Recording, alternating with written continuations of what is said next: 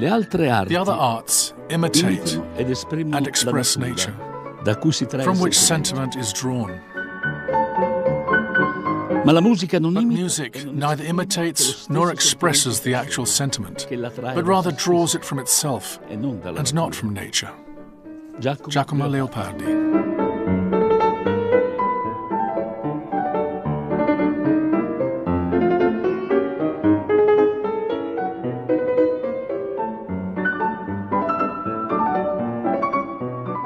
Another thing I remember right here in this theatre, they used to hold the New Year's Eve ball. Si riempivano tutti quanti i palchi. They filled all the boxes, and the people, the mothers, brought things to eat. There were no seats. There was a small orchestra, and people danced, here, on the stage as well. Then, beautiful, at midnight, they threw confetti and starlets.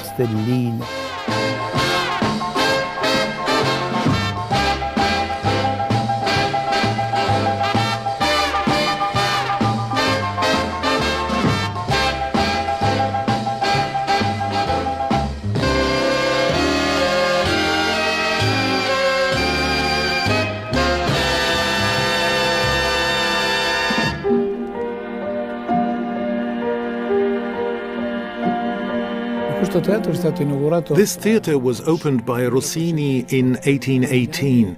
At the time, Rossini was the most popular musician in Europe. There are about 100 Italian-style theatres in the Marche region, many recent.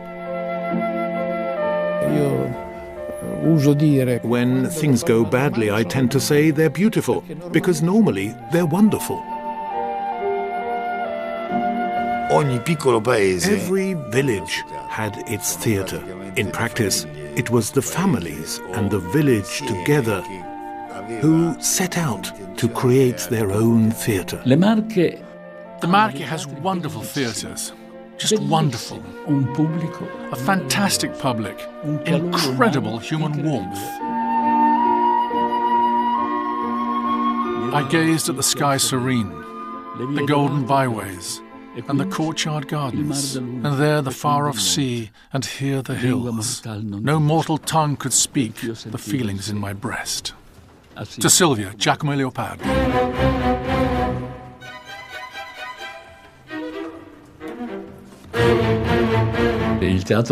The theatre induces in me this marvellous responsibility every evening of recounting fairy tales from the stage, stories that speak of life.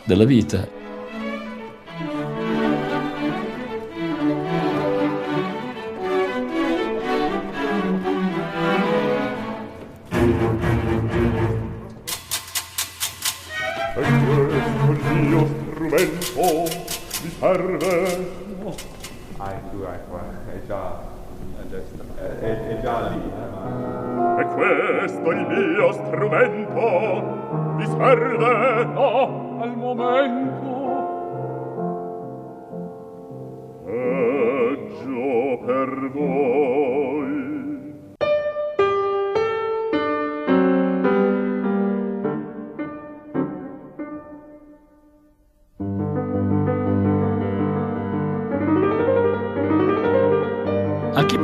Anyone walking through Iesi need only go from Via Mattiotti or Via Sauro to find themselves in front of the Teatro Pergolesi, one of the region's most important, seating over 700. Such a vast number of theatres corresponds to the will of each small village. There are so many hills. The hills of today are so... We're not talking about a rough, imposing land. It's a soft, very balanced land. Snuggled perfectly beside the building that now houses the town hall of Fermo, the Teatro dell'Aquila is one of the most important in the Marche, as well as one of the oldest. Built in 1790 to replace the old wooden theatre destroyed in a fire, the theatre was recreated in 1830 by Pietro Ghinelli, the architect who also designed the Teatro delle Muse in Ancona. Posso dire che comunque vada ho scelto senza fingere. The Teatro dell'Aquila is one of the biggest and most beautiful theatres in Italy, so I grew up with that in mind. When I sang here, I felt like crying from the emotion of standing here, like being at the Festival of Sanremo. Every town in the Marche has a theatre seating 50, 100, 200 people, and there really are tiny jewels. I do workshops in many of them with kids who sing, and so I occasionally pass through them, and I have to say they never fail to enchant me, each one more beautiful than the other.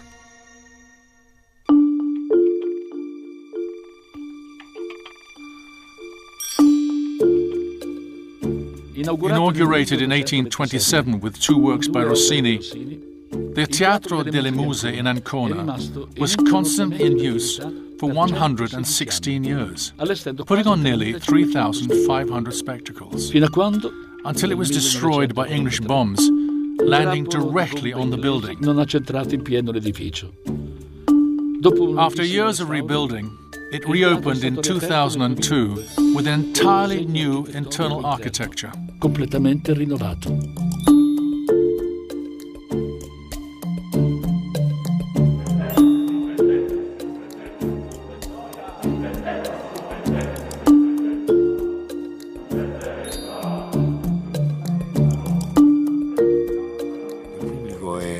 The people here grew up going to the theatre, a great effort, which certainly created this artistic circle, but it's also the pride of each community. People see the theatre as a reference point in their own town or village. I happened to actually wanted rather than needed, to make my debut in the Marche with a TV program. With the TV star Fiorello, we went round tiny theatres precisely because the public in the Marche has always been a good audience, one which helps you.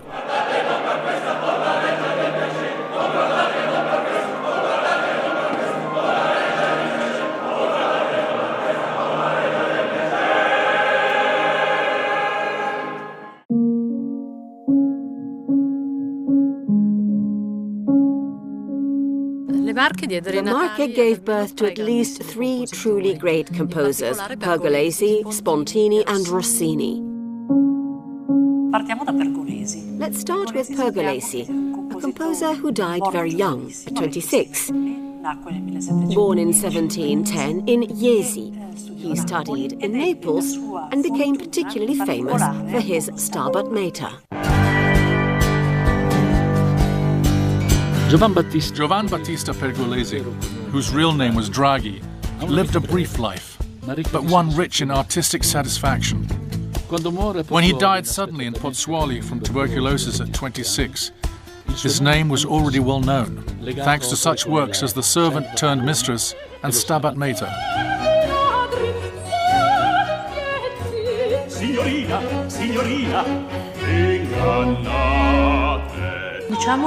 We can say that the success that the Stabat Mater had in the 19th century, as well as in the 18th, lots of parodies and fakes, led to notable interest in Pergolesi. Since 2001, in Iesi and throughout the province of Ancona, there has been a festival named after Pergolesi and Spontini. Original instruments, precise attention to the source material, and new interpretations are the means by which their great achievements are transmitted to a contemporary audience.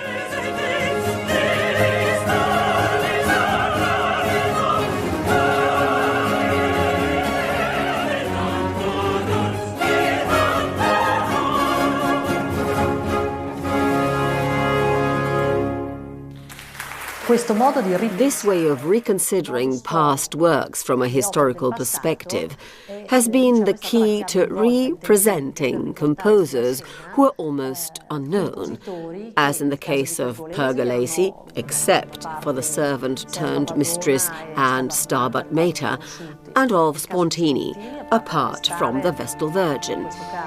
In the case of Rossini, this is perhaps the most sensational case of a composer noted for his opere buffe, while he actually wrote many more serious works.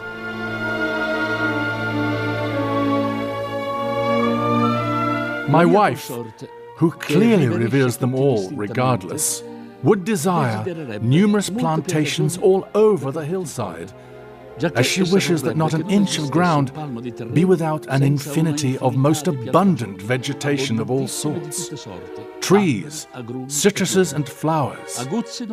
May the master gardeners whet their genius. This is her deepest yearning.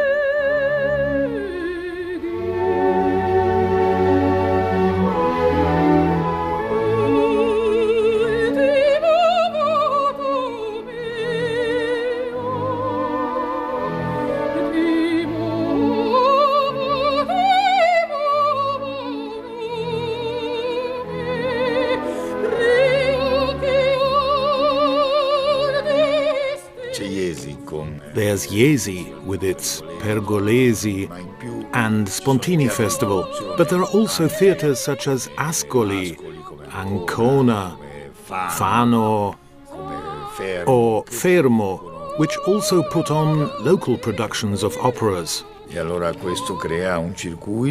creates a circuit, as well as a notable movement of operas and the production of operas. Then there are the academies, which turn out great musicians and create particular attention to classical music. But they also produce great jazz musicians.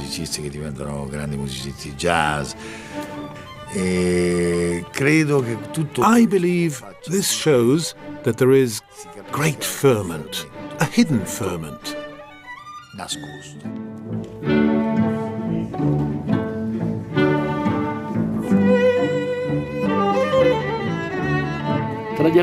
Among the contemporary artists from Ascoli Piceno, best known in Italy, there's undoubtedly Giovanni Allevi, musician, composer, and the author of the famous Inno delle Marche.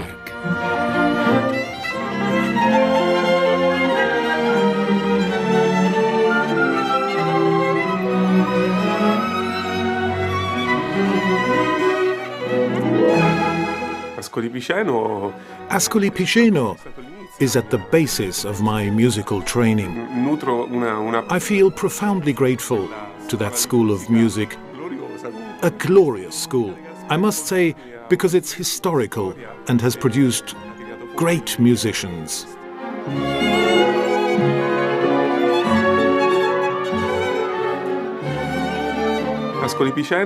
Ascoli Piceno is my city, ancient and modern, great and small at the same time.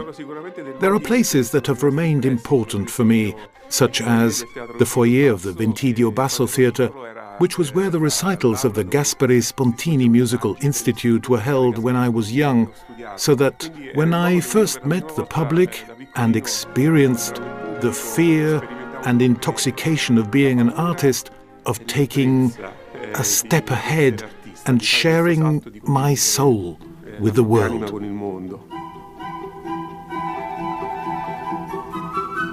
Another name linked to two other important theatres in the Marche region is Irineo Aleandri, a neoclassical architect responsible for the Sferisterio di Macerata. inaugurated in 1829 as a stadium for the sport of pallone col bracciale. Lo Sferisterio di The Macerata Sferisterio di Macerata began to host operas in 1921. But it wasn't until the late 60s that the modern-day Macerata Opera Festival was founded, Opera Festival. an open-air stadium seating nearly 3,000 in the heart of Italy. Nel 2008 In 2008, it was here that the Sferisterio hosted Dante Ferretti's first production as director. Set designer to Pasolini, Fellini and Scorsese, and 3 times Oscar winner. He directed Bizet's Carmen in a version set in Franco's Spain. Spagna franchista.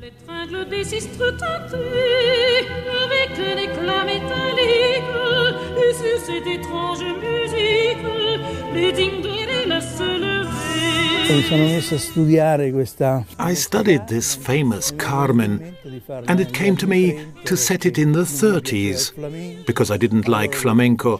So I said, let's do it in tango. I'd put enormous curtains above, and there were clearly set design elements, but not a classic design. It could have been set anywhere. It was simply thanks to the music and the singers that it was obvious that it was Carmen. Si è capito che abbiamo fatto la Carmen. 1, 2, 3 e...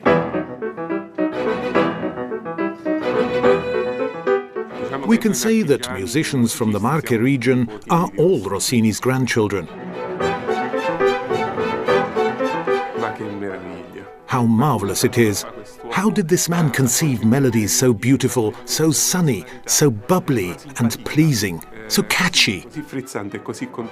How did he do it? How is it possible? This must be our eternal Father who decided to give him such notes which have crossed the centuries to reach us.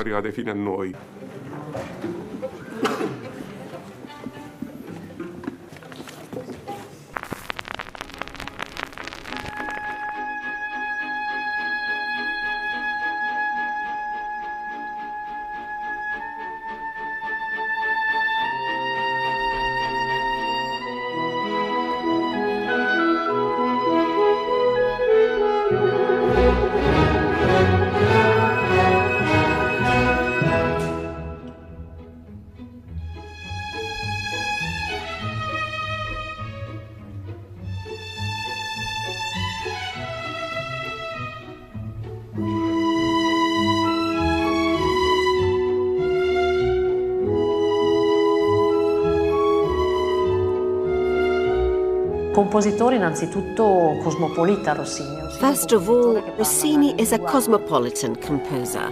Rossini is a composer whose language is fundamentally universal because it's based on a theatre without any moments of concession. It's an extremely dynamic theatre, drama which, while being somehow essential, cannot be compared to the great dramas of Verdi or Puccini, but rather has its own absolutely exemplary logic. Until about 30 years ago, incredibly, even though he's one of the giants of musical theatre history, Rossini was practically unknown.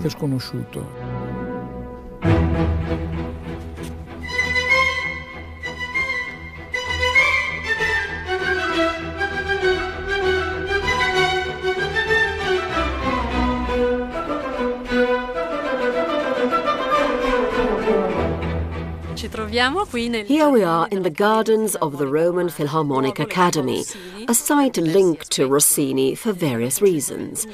In 1821, when the Academy was founded, Rossini was in Rome. He was in Rome for Matilde of Chabran, a semi-serious opera, which he then partly recomposed for Naples.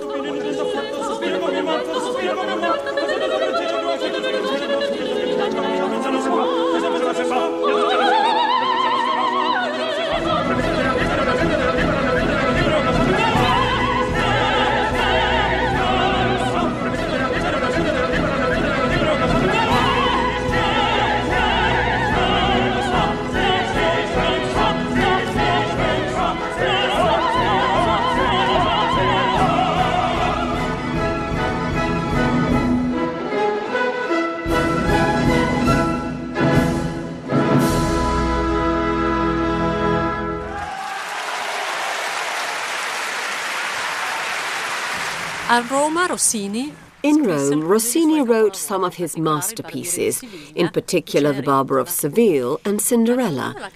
But coming back to the Academy, the interesting thing about this place is that it hosted some of the Italian premieres by Rossini, in particular The Siege of Corinth, productions of William Tell, and the clamorous success of the famous tenor Tamberlik, as well as other productions such as The Italian Girl in Algiers and Moses in Egypt.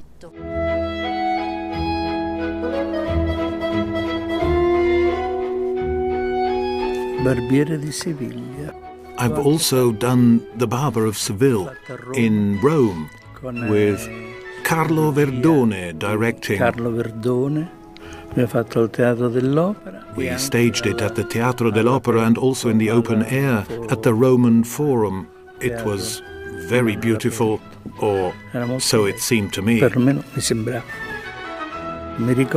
I remember I brought Fellini to the dress rehearsal, and he said he liked it a lot.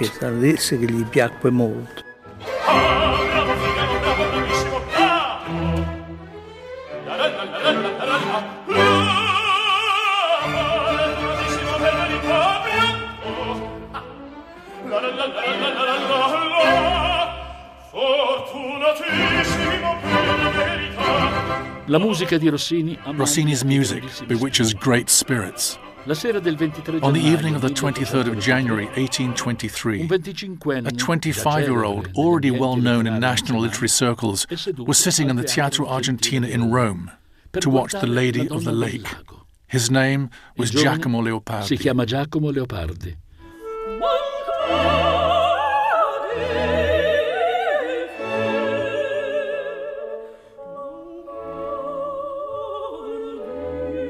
He was so shocked by Rossini's opera that on the 5th of February he wrote to his brother, who'd just seen Cinderella, a letter full of passion. Una lettera piena d'ardore.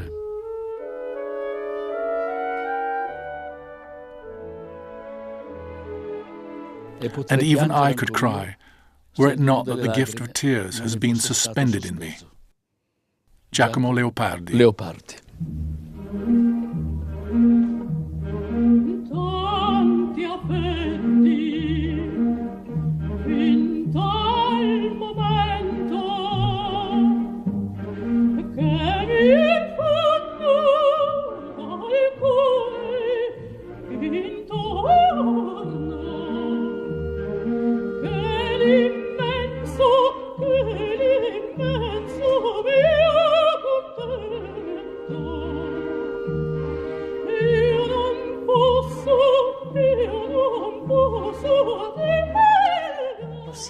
Rossini was one of the composers, indeed the most fortunate composer of all, in terms of career, success, and also in terms of his great ability as his own asset manager. He led a cosmopolitan life, but remained attached to his city. In fact, when he died, he left all his riches to Pesaro, an act of love for his city, which led first to the creation of the Academy, then the Rossini Foundation, which studied the operas, producing a critical edition, and then in 1980 we were founded, the Rossini Opera Festival.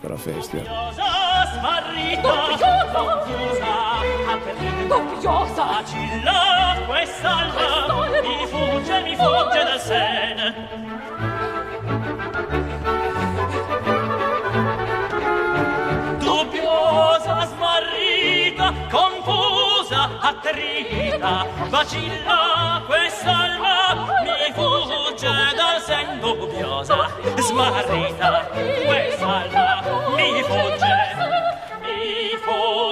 dal sen dubbiosa, smarrita, mi fugge dal sen dubbiosa, smarrita.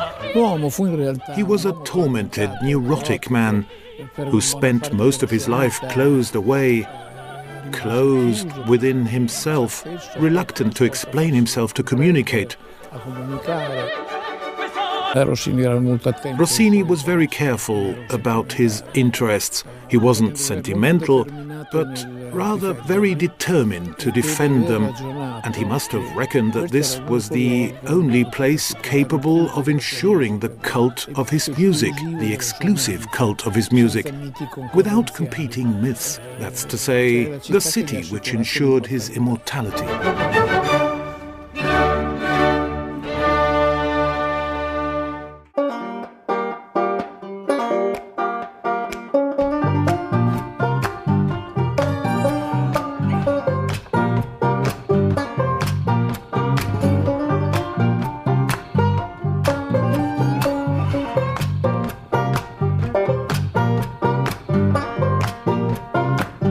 Monaldo founded this library and collected volumes from a very young age, starting with a collection already in possession of the family of about 1,000 volumes. He carried out all the cataloguing with the help of his children, that's to say Giacomo, Carlo and Paolina, who helped him and then continued collecting books and objects after the poet's death and that of their father Monaldo.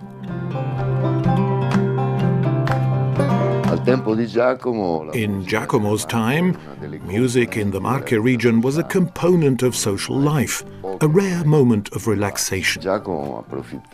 Giacomo took part in these occasions with great joy, commenting on them with his brothers and in letters to distant friends.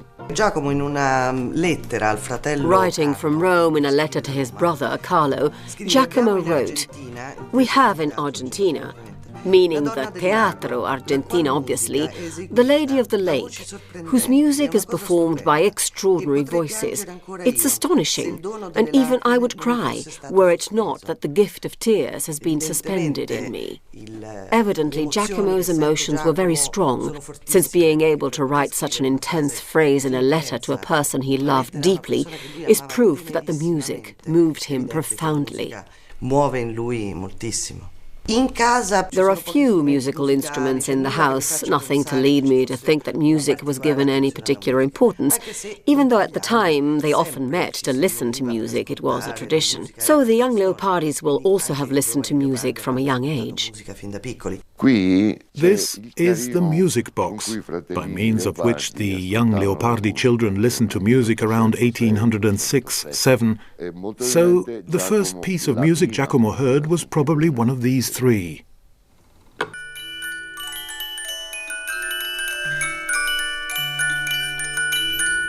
Sempre caro mi fu quest'ermo colle. This lonely hill was always dear to me, and this hedgerow, which cuts off the view of so much of the last horizon.